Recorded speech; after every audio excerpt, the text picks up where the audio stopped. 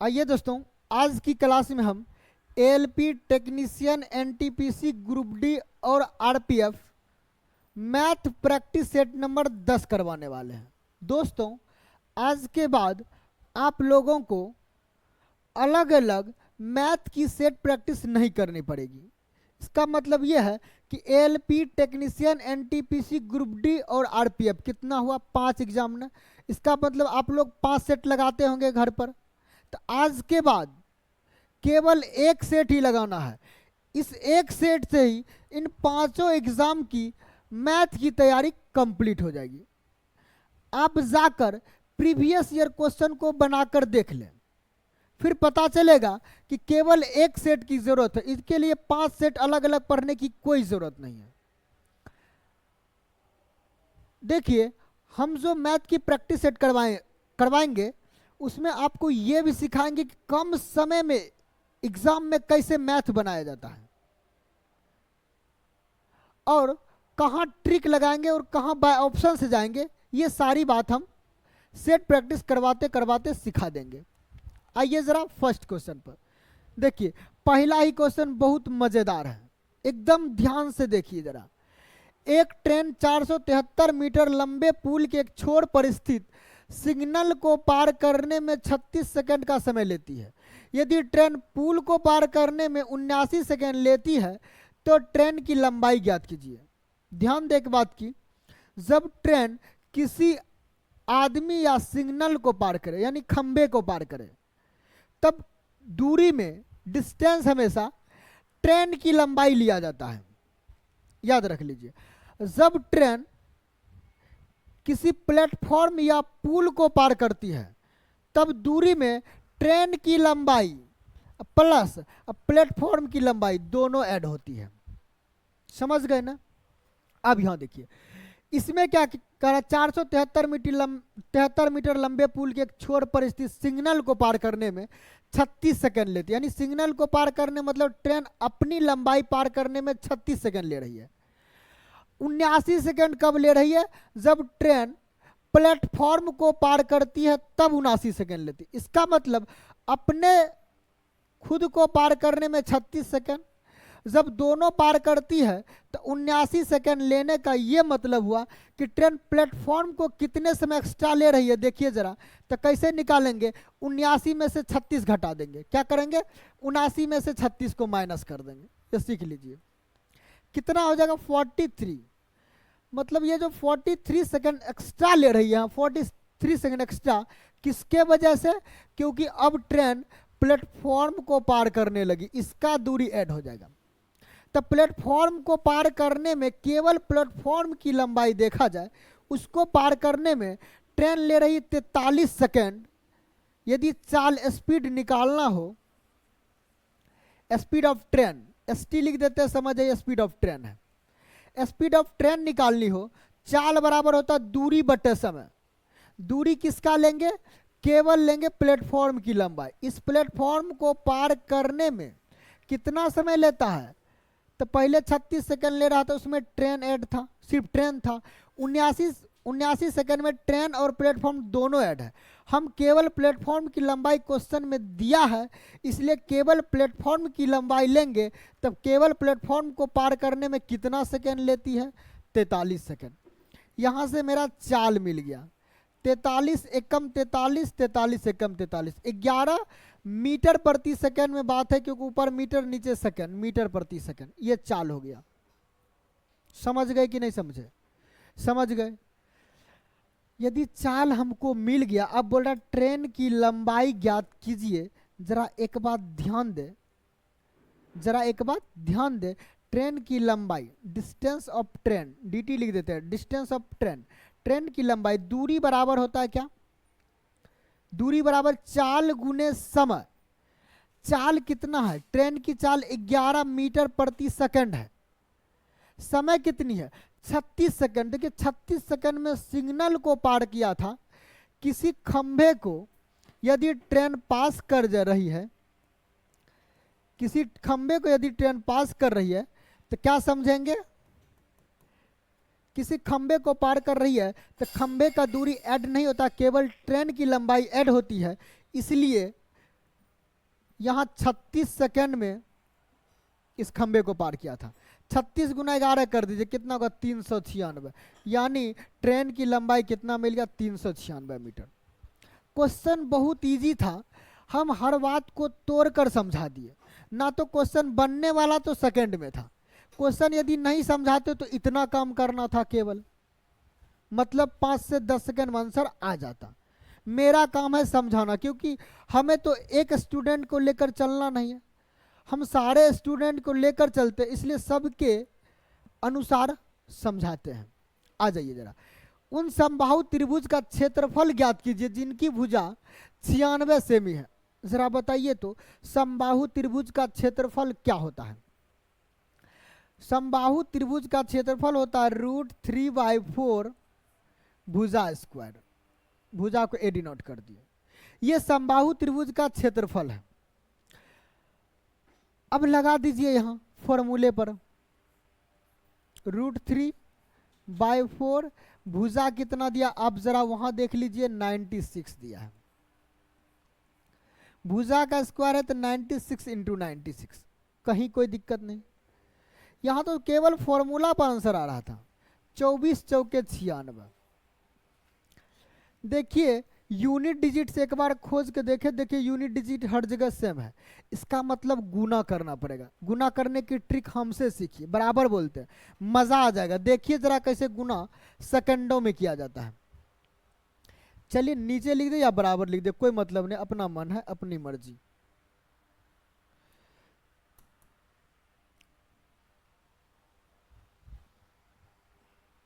अपना मन अपनी मर्जी। आइए ना जरा,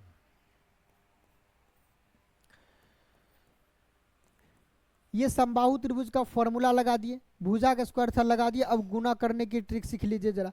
24 को 96 से नहीं गुना करना, 24 को 100 से गुना करना है। तो 24 गुना 100, एक बच्चा बता देगा 2400, कितना हो जाएगा 2400। 24 गुना 100 किए तो हमें मिला 2400, लेकिन 96 कितना कम है, 4 कम है।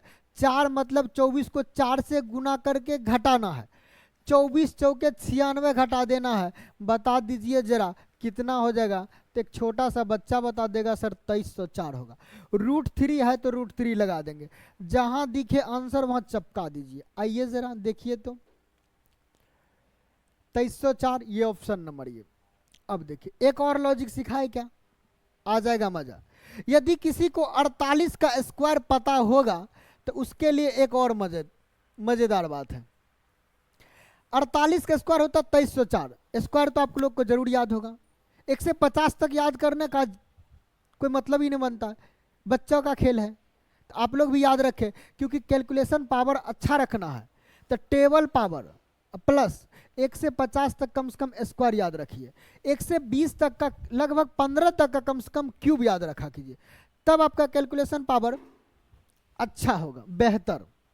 आ जाइए जरा, इसको देखिए, यहां से 2 लेके इसको दे देते हैं, तो यहां से 2 लेंगे तो 48 हो जाएगा, यहां 2 ले लेंगे तो यहां भी 48। 48 गुना 48, 48 का स्क्वायर 2304 √3 आंसर हो गया।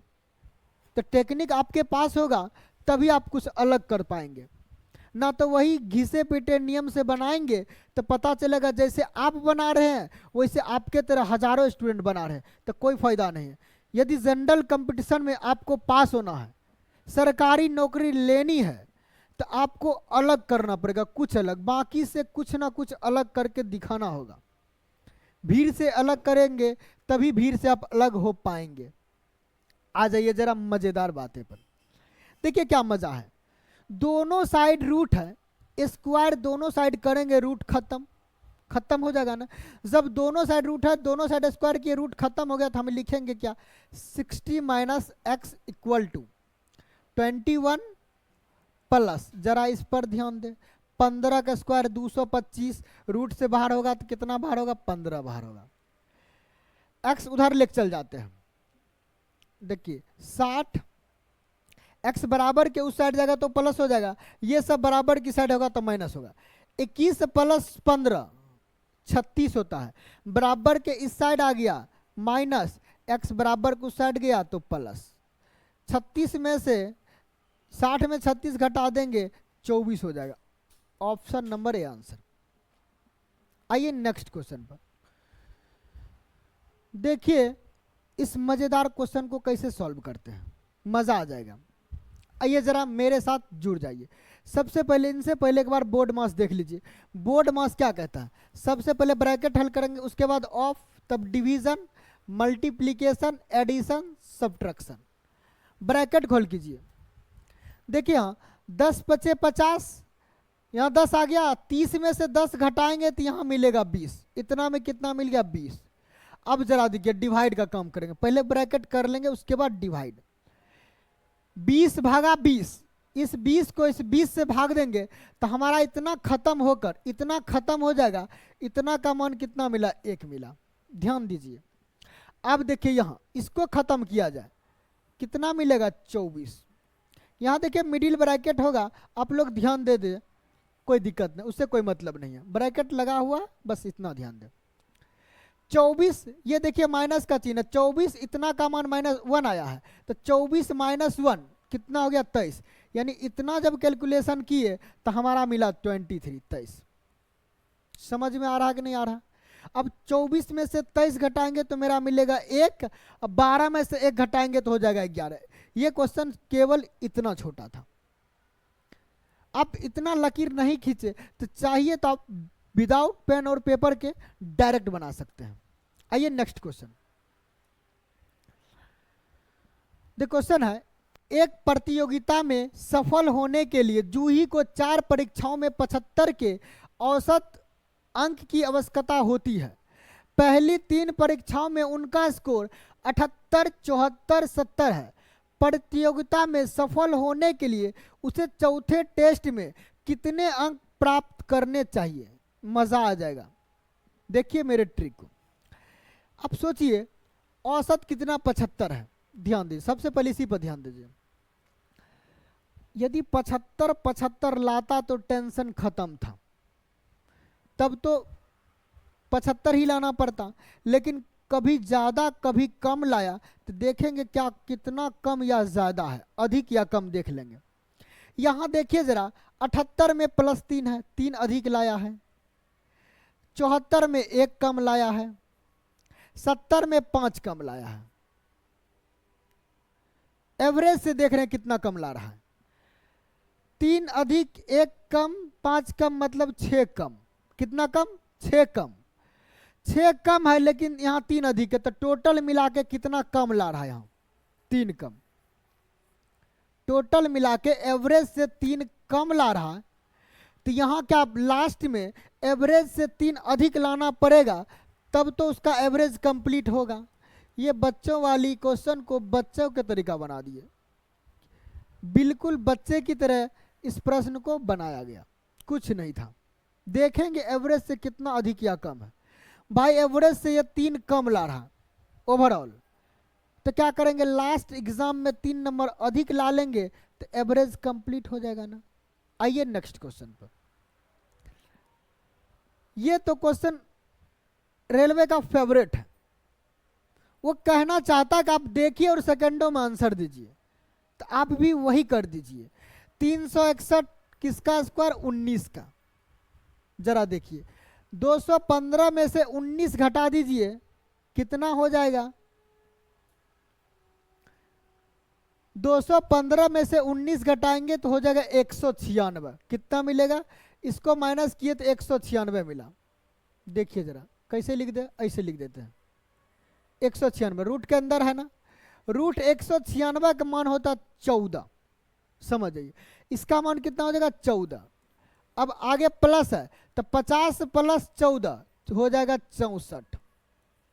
देखिए छोटा करते जा रहे हैं। 64 का बाहर करेंगे तो कितना बाहर होगा 8।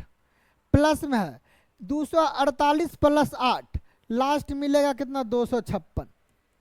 किसका स्क्वायर है, 16 का। लगा देंगे, कुछ था क्या, केवल बाहर करते जाएंगे और हल करते जाएंगे। ये तो विदाउट पेन और पेपर का बनने वाला था। देखिए जरा, इसको बाहर करेंगे 19 होगा, 215 में 19 माइनस करेंगे 196 होगा, जिसको बाहर करेंगे 14 मिलेगा, इसमें 14 जोड़ेंगे 64, बाहर करेंगे 8, इसमें 8 जोड़ेंगे 256, बाहर करेंगे 16। हो गया ना।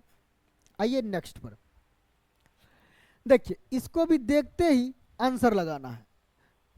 आइए, जब भी आपको ये रेकरिंग वाला क्वेश्चन, इसको भिन्न में बदलना, पहले देखिए रेकरिंग है कहाँ, अपने मन से देखिए। x इक्वल टू क्या दिया है 0.4, देखिए यहाँ 38 38 38, रिपीटिंग कहाँ है 38 पर है, तो वही काम करेंगे 0.4 लिख देंगे, 38 पर रिपीटिंग। अब आप 8 क्लास में 9th क्लास में तो है नहीं, जब 9th क्लास में आप नहीं है, कंपटीशन की तैयारी कर रहे हैं, तो इसको कंपटीशन तरह सीख लीजिए।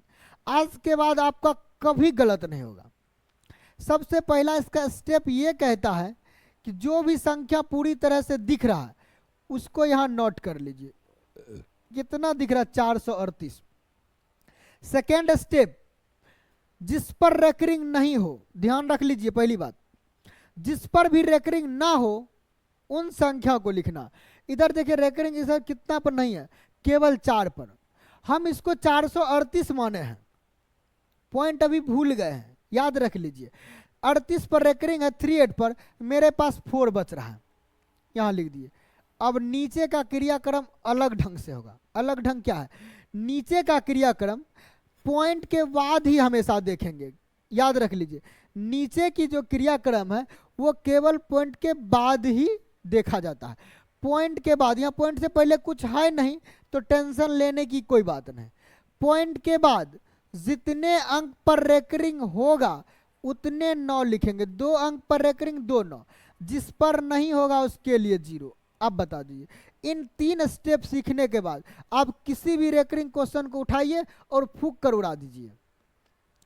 आइए आंसर पर, इसको घटाएंगे हो जाएगा 434 बाय 990, कटा होगा ऑप्शन में तक काट देंगे, नहीं तो लगा देंगे।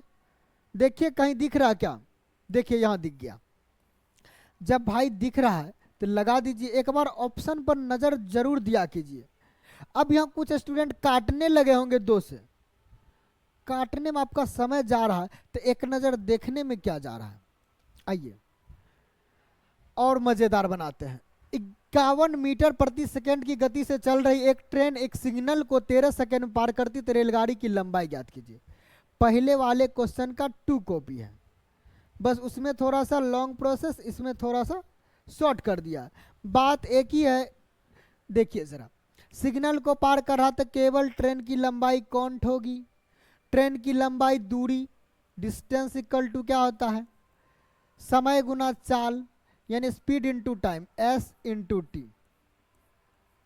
डिस्टेंस में केवल ट्रेन की लंबाई आएगा क्योंकि सिग्नल को पार कर रहा है ट्रेन। चाल कितना है तो 51 मीटर प्रति सेकंड है, तो टाइम भी सेकंड में होना चाहिए। टाइम कितना दिया 13 सेकंड, सेकंड में तो टेंशन नहीं लेने का, सिर्फ टेंशन देने का।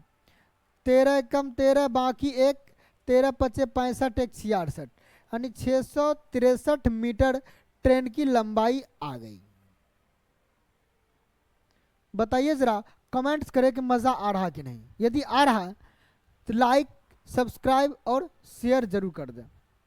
आइए, एक बॉक्स में पेन, पेंसिल और रबर 3 2 1 के अनुपात में है। यदि पेन, पेंसिल और रबर का मूल्य 3 रुपया, 2 रुपये और 2 रुपये है और बॉक्स पर खर्च की गई राशि कितना 585, केवल इसी पर ध्यान देंगे, आंसर आएगा। जरा देखिए तो रेशियो में हम भी आ जाते हैं।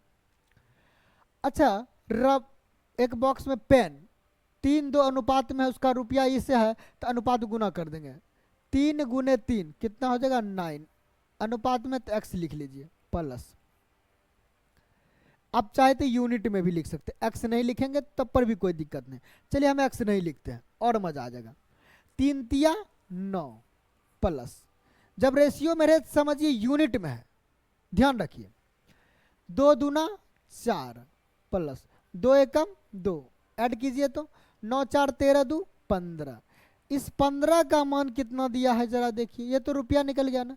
इस 15 का वैल्यू दिया है 585,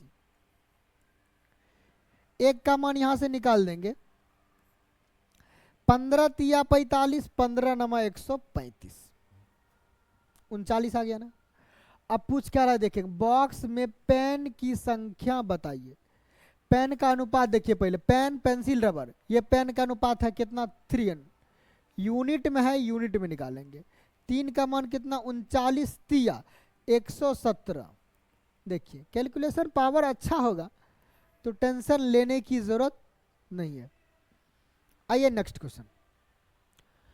दो संख्याओं का लघुत्तम समापवर्तक 132 है और उनका महत्तम समापवर्तक HCF 11 है। यदि एक संख्या 11 तो दूसरी संख्या क्या होगा? मजा आ जाएगा। जब भी संख्या लिखते हैं तो हमेशा HCF ही लिखा जाता है। HCF 11 है तो मान लेंगे एक संख्या 11A है, एक संख्या 11B है, तब इसका HCF कॉमन पार्ट कितना 11 बन जाता है ना। अब इसका LCM आप बता दीजिए। LCM लेंगे, जो दोनों में मिलेगा उसको एक बार लिखते हैं, जो अलग अलग होगा उसको गुना करते हैं। ये LCM हो गया ना। ये दिया है कितना 132, 11 बड़े 32 से, मतलब AB का मान 12, काट दिए 11 से, आइए काट दीजिए। AB का मान 12 हो गया। एक बात समझ जाइए, एक संख्या 11 है, देखिए एक संख्या 11 है तो एक संख्या 11 एकम 11 है, यानी एक संख्या A का मान 1 हो जाएगा। तो A का मान 1 होगा तो B कितना हो जाएगा 12 होगा, क्योंकि तब ना 12 एकम 12 हो जाएगा। या AB को ऐसे लिख लेंगे 1 गुने 12, एक का मान फिक्स 1 तो दूसरा का मान 12, मतलब दूसरी संख्या निकालना है तो 11 गुना 12 कर देंगे, 11 बड़े 132, आंसर हो गया। कुछ नहीं है, बहुत इजी है, केवल देखिए जरा। और इसी टाइप के क्वेश्चन आपके ALP NTPC technician group D RPF सब में पूछे जाते हैं। इनको छोड़िए, SSC में भी इस टाइप के क्वेश्चन पूछे जाते हैं। उसमें एडवांस की पोर्शन थोड़ा सा अधिक हो जाती है, बस अंतर ये है। अर्थमेटिक इसी लेवल का पूछा जाता है। वहां से हट जाइए, डिफरेंस विभाग में जाइए, उसमें भी इसी टाइप। इतना यदि पढ़ ले तो आपका डिफरेंस विभाग का एक भी क्वेश्चन ना छूटेगा। डिफेंस का आपका एक भी क्वेश्चन नहीं छूटने वाला है, केवल इतना पढ़ने के बाद। डिफेंस की बात छोड़ दीजिए, आप टीचर का जो सीटेट वगैरह वगैरह एग्जाम देते हैं उनको भी केवल इतने प्रैक्टिस से आप सॉल्व कर सकते हैं। ज़्यादा पढ़ने की ज़रूरत नहीं है। केवल SSC वालों के लिए एडवांस थोड़ा सा अधिक पढ़ना पड़ता है, क्योंकि रेलवे में एडवांस थोड़ा कम पूछा जाता है, SSC में थोड़ा अधिक पूछा जाता है, बस अंतर ये है। आइए जरा, निम्नलिखित में से किसे 15 से विभाजित किया जा सकता है? मजा आ जाएगा। 15 से विभाजित करने का मतलब जो संख्या 5 और 3 दोनों से विभाज्य होगा वह संख्या 15 से विभाज्य होगी। 5 का नियम कहता है कि जिस संख्या के इकाई के स्थान पर 0 या 5 होगा वह संख्या 5 से कटेगी। देखिए सब में 5 है, सब 5 से कट रहा है, केवल 3 से ट्राई लेना है। लीजिए ट्राई। 3 का नियम कहता है कि अंकों का योग करके 3 से भाग दीजिए, यदि कट गया तो पूरी संख्या 3 से कटेगी। अंकों का योग किया जाए, 5 4 9, 3 कट जाएगा, 6 कट जाएगा, 4 बच गया, 3 से नहीं कट रहा। देख लिया ना। आइए जरा, 5 4 9 कट रहा, 9 कट रहा, 3 कट रहा, 4 बच रहा ना। जोड़ लीजिए, अंक योग 3 से नहीं कटेगा, ये नियम है। 5 4 9 3 से कट रहा, 3 भी कट रहा, 8 4 12 3 से कट रहा, यह संख्या 3 से 5 से दोनों से कट रहा। इसका मतलब option number B right answer हो जाएगा। आइए जरा नेक्स्ट क्वेश्चन। 1344 की राशि को 3 व्यक्तियों के बीच 3 4 5 के अनुपात में विभाजित किया गया। वितरण में सबसे बड़े और सबसे छोटे भागों के बीच अंतर। देखिए टोटल राशि कितना, 5 4 9 3 12 यूनिट। इस 12 यूनिट की मान कितना दिया एग्जाम में, 1344। एक यूनिट का मान निकालना है तो फटाक से निकालिए। 12 एकम 12, 12 एकम 12, 12 दूना 24। आगे एक यूनिट का मान। सबसे बड़े और सबसे छोटे भागों के बीच अंतर, सबसे छोटा ये सबसे बड़ा ये, इसका अंतर कितने का, 5 और 3 अंतर 2 यूनिट का। 1 का 112 तो 2 का 224। देखिए कितना इजी से बन गया। आ गया ना आंसर। चलिए नेक्स्ट क्वेश्चन पे चलते हैं। आइए, राम, निखिल और अश्वनी की वर्तमान आयु का योग 111 वर्ष है। ये बहुत मजेदार क्वेश्चन है, एकदम ध्यान से देखिए। 10 वर्ष पूर्व, इस पर नोट कीजिए, उनकी आयु का अनुपात ये है। ये 10 वर्ष पूर्व की आयु का अनुपात है, याद रखिए, दिमाग में छाप लीजिए, बैठा लीजिए।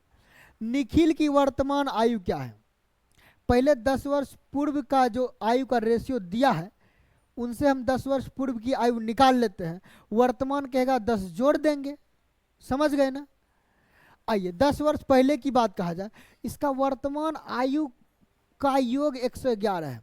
अच्छा ध्यान दीजिए, 111 है वर्तमान आयु का योग। इसमें कितने आदमी हैं? राम, निखिल, अश्वनी, 3 आदमी हैं। तीनों का 10 साल पहले का अनुपात दिया, ध्यान दे दीजिए, तीनों का 10 साल पहले का अनुपात है, तो तीनों में से 10 10 माइनस होगा। 10, 20, 30, कितना माइनस करेंगे? टोटल 30 माइनस करेंगे, यानी 10 साल पहले इस तीनों का योग ये निकल गया, कितना? 81, 81। 10 साल पहले तीनों का योग, आयु का योग कितना निकल गया? 81, 81 निकल गया। और 10 साल पहले इसका अनुपात दिया 2, 3, 4, मतलब 4, 3, 7, 2, 9। देखिए जरा, 9 यूनिट के मान कितना? 81, 81। 1 यूनिट का मान कितना? तो 9। पूछ क्या रहा? निखिल की वर्तमान आयु। राम, निखिल, 2 नंबर, 2 नंबर है क्या? 3, मतलब 3 की मान कितना? तो 9 तिया 27। ये 27 वर्ष जो निकला है, ये रेशियो दिया किसका था? 10 वर्ष पहले का। हम 10 वर्ष पहले का निकाले हैं। निखिल की वर्तमान आयु पूछा जाए, निखिल की प्रेजेंट एज, वर्तमान आयु क्या निकल गया? 27 में 10 जोड़ देंगे, हो जाएगा आंसर, कितना हो जाएगा? 27 प्लस 10 कितना हो जाएगा? 37, 37। समझ में आया कि नहीं? इतना इजी क्वेश्चन भला कैसे समझ में नहीं आएगा? क्वेश्चन भी इजी, सॉल्यूशन भी इजी। तो अगर आप ध्यान से देखे होंगे तो जरूर समझ गए होंगे, हमें तो पूर्ण विश्वास है। आइए जरा, रेशियो है तो मतलब बट, समानुपात, प्रोपोर्शन मतलब बराबर, y equal to 25, y into y, y का स्क्वायर, यहाँ गुना करेंगे 16 गुने 25, स्क्वायर बराबर के उस साइड जाएगा तो मेरा रूट बन जाएगा।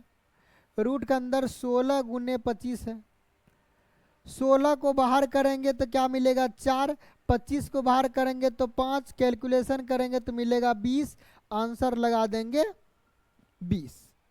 कुछ नहीं था, बच्चे वाला क्वेश्चन था, इसलिए आगे बढ़ जाएंगे। राम और सीता की आयु का अनुपात 5:8 है। ये राम सीता की आयु का अनुपात है। 3 वर्ष बाद, ध्यान देकर, अब की बार 3 वर्ष बाद है, इससे पहले 10 वर्ष पहले की बात था। उनकी आयु का योग 58 हो जाता है। हमारे पास जो अनुपात दिया, रेशियो दिया, वो 3 वर्ष पहले का दिया है। आदमी कितने? 2, मतलब दोनों में 3 3 घटेगा।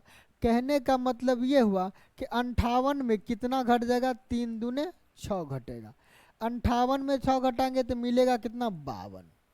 ये दोनों का 3 वर्ष पहले, मतलब वर्तमान आयु का योगफल है, क्योंकि 3 वर्ष बाद उनकी आयु का योग 58 वर्ष होगा। 3 वर्ष बाद ना 58 होगा, अभी तो 52 वर्ष है दोनों का योगफल। आइए जरा, राम की वर्तमान आयु, वर्तमान पहले आइए निकालिए तो 8, 5, 13, टोटल 13 यूनिट है, और टोटल है कितना यहाँ? 52 वर्ष। 13 का 52 तो 1 का 4, 1 का 4 पूछ किसका रहा? राम का। सीता का पूछता तो 8 से गुना, राम का पूछ रहा, राम का है यूनिट 5, 5 से गुना 5 चौके 20 वर्ष। वर्तमान आयु पूछ रहा है तो 20 साल।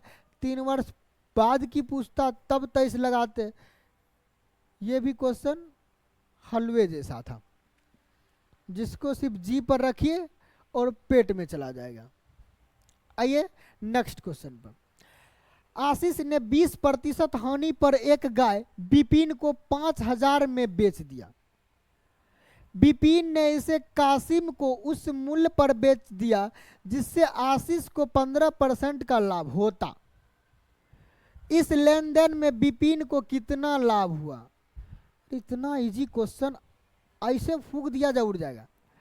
5,000 की राशि था, बेचारा आशीष 20% हानि में बेचा, तो बेचा कितने पर? 80 यूनिट। हानि मतलब 20 कम। अब विपिन इसे इतने रेट में बेचा जिससे आशीष को 15% लाभ होता। आशीष एक बात है, इसका 15% लाभ मतलब 100 में 15 ऐड कर देंगे। कैलकुलेशन कीजिए, आंसर पाइए। आइए जरा मेरे साथ। 20 से काट लेते, 20 चौके 80, यहां 20 से काटिए। 20 दूना 40, 20 पचे 100, 250। कितना? 250। 250 गुना 115/4 करना है। यदि आप मेरे बात पर चलेंगे तो हम एक अलग तरीका देंगे। छोड़िए अलग तरीका क्या, ऐसे गुना करके भाग दीजिए, कोई बड़ा भाग है नहीं। 25 गुना 115 करना है, तो टेबल पढ़ लीजिए। 115 का टेबल पढ़िए जरा। 115 पचे 575, 575 का 5, देखिए 575 का 5 बाकी 57। 115 दूना 230, 230 प्लस 57 287। 4 से भाग देना है, दे दीजिए। आइए नीचे लिख लेते हैं। 4 से भाग दीजिए। 7 चौके 28, 4 एकम 4, 35, 8 चौके 32, 3 30, 7 चौके 28, 5, 7187.5। जहां दिखे वहां लगाना है। इस लेन देन में विपिन को कितना लाभ हुआ? अरे बेचा 7187 रुपये, 87.5 रुपये में। खरीदा था कितने में? 5,000 में। ये बेचने की बात नहीं बोल रहा, कितना लाभ हुआ, तो इसमें 5,000 माइनस कर लेंगे। 7187 में 5,000 माइनस कर लीजिए तो एक बच्चा भी बोल देगा 2187.5 हो रहा है, मतलब 2187.50 राइट आंसर। इसमें 5,000 माइनस कर देंगे तो पता चल जाएगा। 5,000 में खरीदा था, 7187.5 रुपया में बेच लिया। इतना में बेचा, इतना में खरीदा, तो लाभ निकालना, तो इसमें से इसको घटा देंगे। आइए जरा नेक्स्ट क्वेश्चन। ये भी क्वेश्चन आपके लिए मजेदार बनने वाला है और काफी इजी है। यदि एक लंबवृत्तीय बेलन के वक्र पृष्ठीय क्षेत्रफल 880 सेमी स्क्वायर है और इसके आधार का व्यास 7 cm है, तो बेलन की ऊंचाई h बताना है। आधार का व्यास, व्यास को डिनोट करते हैं d से। d यदि 7 होगा तो r कितना होता है? इसका आधा, d का आधा, व्यास का आधा r हो जाता है। अब आ जाइए, बेलन का वक्र पृष्ठीय क्षेत्रफल दिया है CS से। CS से अब किसका? सिलेंडर, बेलन का। CYLINDER। आइए जरा। अच्छा, बेलन का वक्र पृष्ठीय क्षेत्रफल क्या होता है तो बताइएगा। सर ये होता 2 पाई RH होता है, ये होता है ना। अब बेलन का वक्र पृष्ठीय क्षेत्रफल क्वेश्चन में कह दिया कि 880 है। 2 पाई का मान रखिए, पाई का मान बोल दिया 22/7 रखने, पाई का मान रख दिया 22/7। आर का मान कितना रखेंगे? 7/2। H हमको निकालना है और ये दे दिया 880। कुछ बचा क्या? नहीं ना। आ जाइए, कट खुट पाइए। 2 से 2 खत्म, 7 से 7 खत्म, 22 से काट देंगे 4 बार में। H कितना निकल गया? 40। Option number C for cat, बिल्ली। आ जाइए नेक्स्ट क्वेश्चन। कुछ नहीं था, इजी था, फॉर्मूला लगाए और आंसर पाए। या कुछ नहीं दिख रहा होगा, कोई नया नहीं। ये दिया हुआ था CS से 2/h लगा दिए, इसमें मान बैठा दिए, बस आंसर आ गया। आप भी ऐसे कीजिए, देखिए मजा, यहाँ तो और मजा आएगा। जब भी ऐसे क्वेश्चन आए तो या तो आधार सेम करना या तो पावर को सेम करना है। यहाँ देख रहा होगा कि आधार सेम करना इजी है, आराम से हो जाएगा। 9 को लिख सकते 3 का स्क्वायर, 9 को, इस पर पावर कितना है 3.5। रेशियो मतलब बट्टा या रेशियो रहने दीजिए, आपकी मर्जी है। बट्टा रखिए तो और समझ आएगा, नहीं रखिए तो कोई दिक्कत नहीं।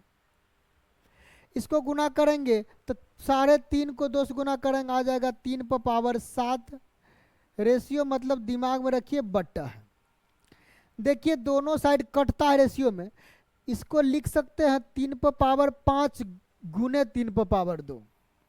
3 पर पावर 5 गुने 3 पर पावर 2, आधार सेम होगा तो पावर जुटेगा, यानी 3 पर पावर 7 को ऐसे लिख सकते हैं। जब ऐसे लिखेंगे तो 3 पर पावर 5 कट जाएगा, यानी 3 पर पावर 5 से यहाँ काटेंगे तो यहाँ क्या बच जाएगा 3 पर पावर 2 बच जाएगा। 3 पर पावर 2 का मतलब 9 हो गया, अनुपात में इधर सब चीज कट गया, कुछ नहीं बचा तो 1 बच गया। 9:1 इसका राइट आंसर, कुछ नहीं है। एक छोटा सा बाबू सा क्वेश्चन है। आइए जरा नेक्स्ट क्वेश्चन। ये भी क्वेश्चन उतना ही इजी है।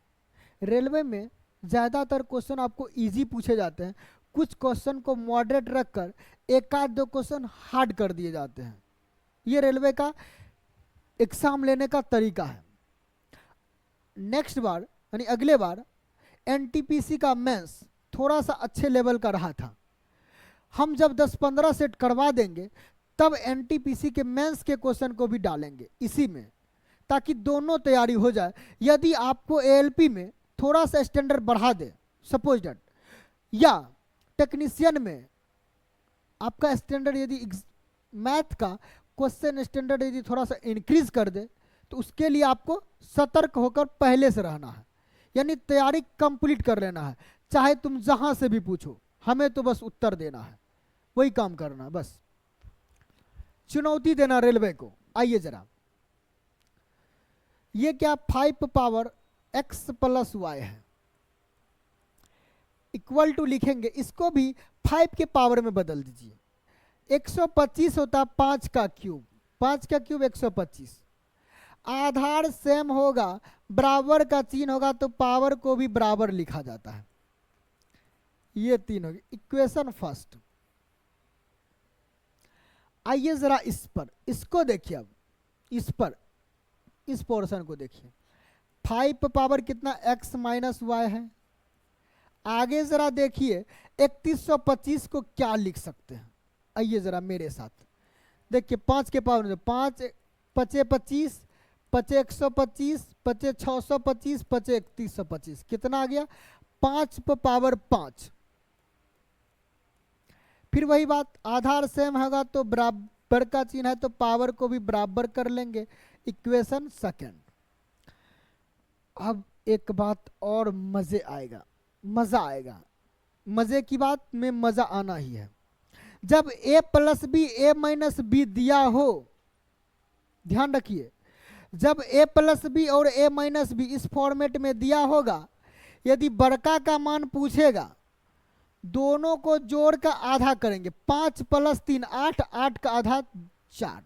छोटका का मान पूछे, दोनों के अंतर का आधा, दोनों के अंतर का आधा, 5 माइनस 3 2, 2 का आधा 1, हो गया काम तमाम।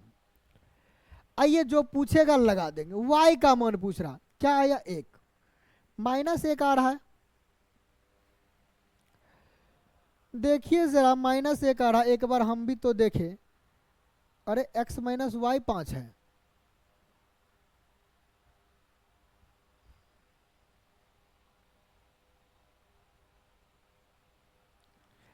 देखिए जरा ये 3 माइनस, आइए दोनों समीकरण को अरेंज करके लिखते हैं।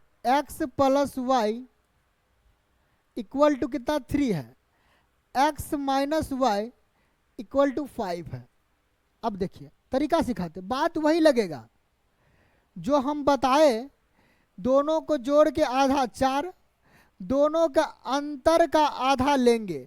लेकिन ध्यान रखिए जब माइनस वाला ही बड़ा हो गया, जोड़े तो कम माइनस वाला बड़ा, तो समझ लेंगे आंसर छोटका वाला माइनस में आएगा।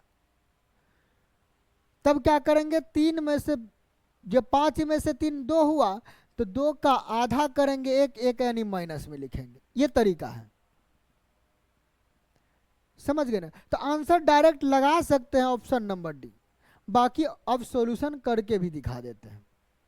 किस कंडीशन में, उसका एक कंडीशन था जब माइनस वाला बड़ा, अन्यथा जब प्लस करेंगे ये बड़ा रहता और जब माइनस करते ये छोटा रहता। इसका मतलब बड़का मान तो फिक्स है, छोटका मान क्या हो जाता, पॉजिटिव होता, तब नेगेटिव नहीं होता। अन्यथा देख लिए दोनों के यदि जोड़ा जाए या कहे तो हमको y ही मांग रहा है तो माइनस कर देंगे, कर दिया ना, अपनी मर्जी है, दोनों को जोड़ कर भी बना सकते हैं। इसको काट दीजिए, y ये माइनस वाला प्लस होगा ना, माइनस था तो प्लस, 3 बदलता है, y plus y 2y, 3 minus 5 minus 2, y equal to minus 1 आया ना। तरीका गलत नहीं होता, जो ट्रिक हम दिए वो सटीक है।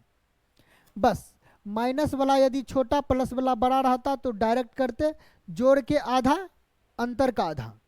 यदि माइनस वाला बड़ा हो गया तो केवल अंतर के आधा करेंगे, अंतर का आधा करने के बाद माइनस का चिन्ह लगा देंगे। आइए नेक्स्ट क्वेश्चन।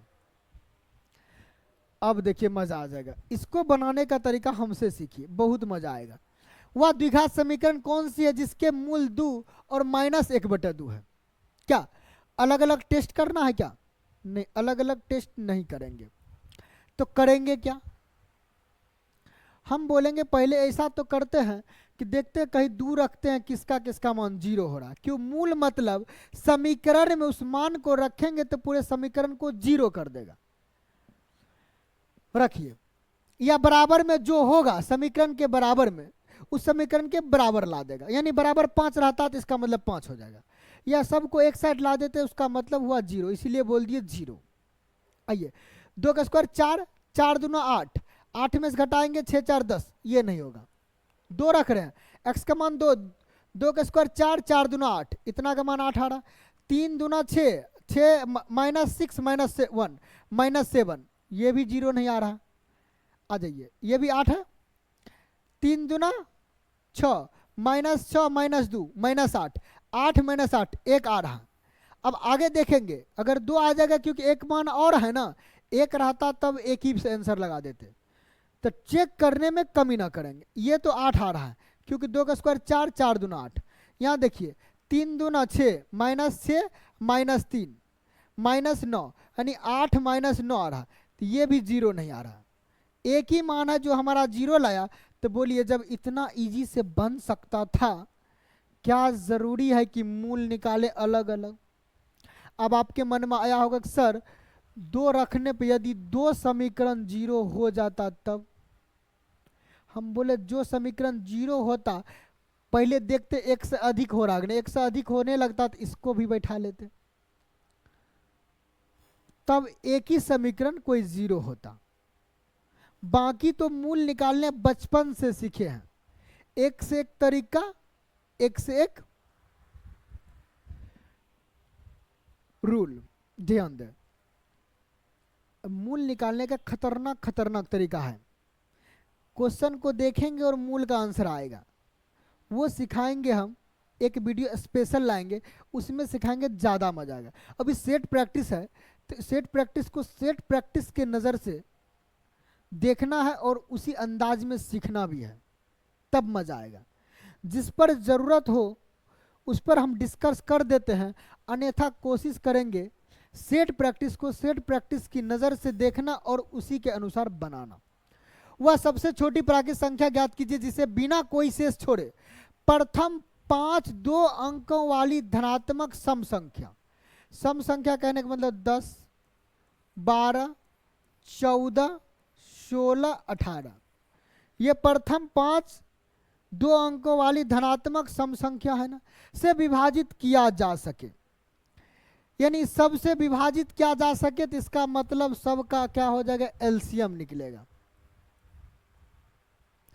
एलसीएम निकालने के बाद ये भी जाना है वह सबसे छोटी प्राकृतिक संख्या ज्ञात करना। अच्छा, एलसीएम ही इसका आंसर होगा। अब देखिए एलसीएम निकालेंगे, बिना निकाले कैसे आंसर लगाएंगे ये भी तो सीखे जरा। हम एलसीएम नहीं निकालेंगे फिर भी आंसर लाएंगे। देखिए जरा, सब में 0 है तो 10 की कोई चर्चा ही नहीं है। अब 12 कहने का मतलब 4 से भी कटना चाहिए और 3 से भी। देखिए 4 से सब संख्या कट रहा, 3 से चेक करेंगे। 6 5 11 5 16, 3 से नहीं कटेगा। 2 1 3 5 3 8, 3 से नहीं कटेगा। 4 3 7 7 5 12, 3 से कट रहा। 5 4 9, 3 से कट रहा। अब 2 ही ऑप्शन हमारे पास रहा। अब उसको किससे चेक करना है? 16 18 कहने का मतलब 18 मतलब 9 दूना 18, 3 से कट रहा, छोड़िए 9 से भी कटना चाहिए। देखेंगे 9 से कौन कट रहा। 5 4 9, 9 से कट रहा। 5 3 8 4 12, 12 9 से नहीं कट रहा। 5 4 9, 9 से कटने का नियम कहता है कि अंकों के योग भी 9 से कटे। केवल एक ही ऐसा ऑप्शन था जिसके अंकों का योग 9 से कट रहा था। लगा दिए आंसर। कुछ नहीं था, बचपन का काम नहीं करना है। बचपन का काम नहीं करना है मतलब एलसीएम लेने की कोई जरूरत नहीं है। डायरेक्ट हिट करेंगे ऑप्शन पर, लगा देंगे आंसर। एक संख्या में 30% की वृद्धि की जाती है और फिर 40% की कमी की जाती है। शुद्ध वृद्धि या कमी कितना प्रतिशत होगा? चाहेंगे तो इसको ए बी फॉर्मूला से भी बना सकते हैं, लेकिन हम कहेंगे ए बी की क्या जरूरत है यार। मान लेते कोई संख्या 100 था, पहले 30% की वृद्धि मतलब 13/10, फिर 40% की कमी, इसका फ्रैक्शन ले लीजिए कितना होता है 2/5, कमी मतलब 5 में 2 की कमी 3/5 हो गया ना। 100 से कम होगा तो समझ लेंगे उतना प्रतिशत कमी, 100 से अधिक होगा तो समझ लेंगे उतना प्रतिशत वृद्धि। आइए जरा, 5 दही 50, 2 बार में कट गया ना। 13 दूना 26 दिया 78, या 13 छक 78 आया मेरा 78 यूनिट। 100 संख्या माने थे 78 यूनिट आया, कितना कम? 22 कम। 22 कम है तो 22 कमी लगा देंगे। हो सकता है आपके ऑप्शन में 22 अधिक भी रहे, तो हर बार में 22 अधिक कम देख कमाड़ा कीजिए। 100 से कम कम, 100 से अधिक तो अधिक। आ जाइए जरा, वर्तमान समय में किसी व्यक्ति की आयु 50 वर्ष है और उनकी पुत्री की आयु 22 वर्ष है। डैश वर्ष के बाद वह व्यक्ति अपनी पुत्री से 2 गुना बड़ा हो जाएगा। मजा आ जाएगा। इसको भी बाय ऑप्शन से जाएंगे। आइए जरा, पिता 50 वर्ष है, बेटी 22 वर्ष की है। बोल रहा कितने वर्ष के बाद पिता बेटी से 2 गुना हो जाएगा? 2:1 बनेगा। अब देखिए यहाँ 6 जोड़ेंगे तो 50 से 56, 22 में 6 जोड़ेंगे तो 28, 28 दूना 56, अभी ये आ रहा है आंसर। इसको जोड़िए नहीं आएगा। 50 5 55, 22 5 27, 55/27, 2:1 का नहीं आएगा। 50 9 59, 2 से कटवे नहीं करेगा। 18 50 18 68, 22 18 40, इसको जब काटेंगे 17/10 आ रहा। हमको लाना 2/1, मतलब ये भी नहीं होगा। देखिए बाय ऑप्शन से तो आप सेकंडों में 1 सेकंड में आंसर आ गया था, बाकी हम सिखाने की काम किए। अब आपके मन में आता होगा सर एएलपी के लिए पढ़ा रहे हैं, एएलपी के पीटी में तो 20 मैथ पूछे जाते हैं, फिर ये 25 मैथ क्यों बता रहे हैं? हम पहले बता दिए, हम एक सेट में 5 एग्जाम की तैयारी करा रहे हैं। ALP, technician, NTPC, group D, RPF. इन 25 क्वेश्चन कभी 20 लेंगे, कभी 25 लेंगे, कभी 22, कभी 30। ऐसे अरेंजमेंट रखते हैं ताकि आपका एग्जाम में एक भी क्वेश्चन छूटे नहीं। एग्जाम में 100 में 100 क्वेश्चन को, मैथ में 100 में 100 क्वेश्चन कहने का मतलब 100 में 100% क्वेश्चन को बना के आना है।